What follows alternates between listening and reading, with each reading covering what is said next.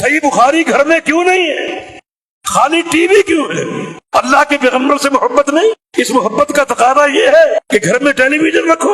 اس محبت کا تقاضا یہ نہیں ہے کہ اللہ کے پیارے پیغمبر کے فرامین صحیح بخاری میں محفوظ ہو رکھو، جو صحیح ترین کتاب؟ اور امام بخاری نے اس کا نام الجامع رکھا۔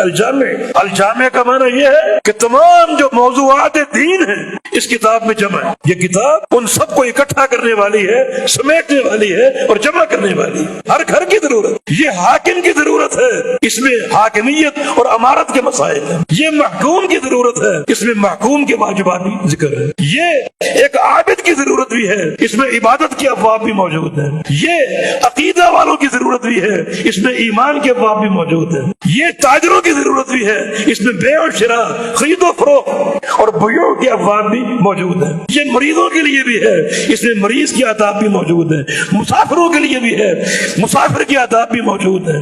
اگر کوئی شخص تقوی کمانا چاہتا ہے، آخرت کا خوف، تو اس میں رقاق کے ابواب موجود ہیں۔ ہر مجال، ہر میدان اس میں موجود ہے۔ صحیح بخاری الجامع۔ امام بخاری فرماتا ہے کہ میں نے اس کتاب کو حجت بنا کر پیش کیا ہے۔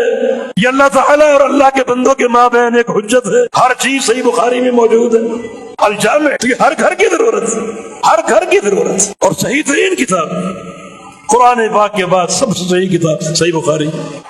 تو ہر گھر میں کیوں نہیں ہے؟ اپنی عاقبت کی فکر کیوں نہیں کرتے؟ جب ایک صحیح دستاویز موجود ہے، ہر زبان میں ترجمے ہو چکے ہیں، تو میرے گھر میں وہ موجود کیوں نہیں؟ اپنی عاقبت کی فکر کیجیے۔ تو یہ تضاد کیوں پیدا ہو رہا ہے کہ ہمیں نہ چھیڑو، ہم جو کر رہے ہیں ٹھیک کر رہے ہیں؟ لوگ یہ باتیں کرتے ہیں، قرآن کہہ رہے تم جو کر رہے ہو غلط کر رہے ہو۔ کہ کم از کم کسی دن ایک وقت نکالو 2-4 گھنٹے کا، چلو اپنی نماز صحیح بخاری پر پیش کرو۔ اس کتاب کی صحت پر پوری دنیا متفق ہے، صرف اہل الحدیث نہیں، احناف، شافعی، مالکی، حنبلی، سارے علماء کا اتفاق ہے۔ جب اتفاق ہے تو اس کو لاؤ، اپنی نماز چیک کرو صحیح بخاری پر پیش کر کے۔ حج کرنے جا رہے ہیں لاکھوں روپے خرچ کر کے، اور ہاتھ میں جو کتاب ہے اس میں انسانی آرام، ملفوظات، بیکار باتیں اور ٹس سے مس نہیں ہوتے۔ بڑا ایک درد محسوس ہوتا ہے، لوگوں کو سمجھاتے ہیں کہ اس کتاب میں گمراہیاں ہیں، یہ کتاب صحیح نہیں ہے، چھوڑ دو۔